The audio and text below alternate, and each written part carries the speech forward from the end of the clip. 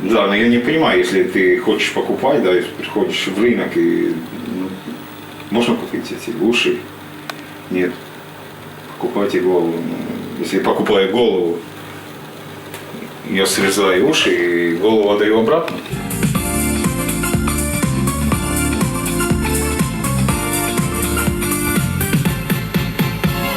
От Москвы до Бреста нет такого места, где бы не скитались мы в пыли. С лейкой и блокнотом, а то и с пулеметом, сквозь огонь и стужу мы прошли. Без только товарищ, песню не запаришь, так давай за дружеским столом. Выпьем за писавших, выпьем за снимавших, выпьем за шагавших парадем. Выпьем за шагавших парадем. Ну, в Латвии это, и в Балтии вообще у нас это палаки зирни, это латышские национальное блюдо, да. Полный состав, это ритуал, да, поскольку мы пробовали, значит, варишь горох отдельно, перед этим печешь лук вместе с салом. Грудинка, да, правильно, самый быстрый, да.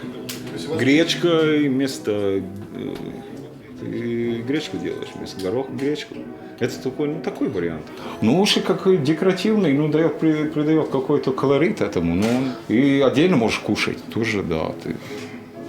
Самый быстрый и скромный, такой подход, если надо быстро подготовить, и чтобы красиво смотрелось, тогда покупаешь все-таки уши отдельно, чем голову всю, да, и тогда пошел ваш превосходный большой рынок Комаровский, и смотрю, очень много бабушек стоит, и подхожу к одной и спрашиваю, и вижу ее голова с ушами, и спрашиваю ей, я бы очень хочу купить вот эти уши, но она с удивлением так смотрит на меня и, может быть, не понимает мой язык, и говорит, что нет, не продаю, покупайте всю голову. Я говорю, что, мне не надо всю голову, где я ее положу, мне только уши нужны, да. Молодой человек, ничего нет, покупайте только голову. Я говорю, я с удовольствием, я покупаю всю голову, отрежу уши и голову вам отдаю обратно. Она так разозлилась и сказала, не буди этого Николя. Она сказала.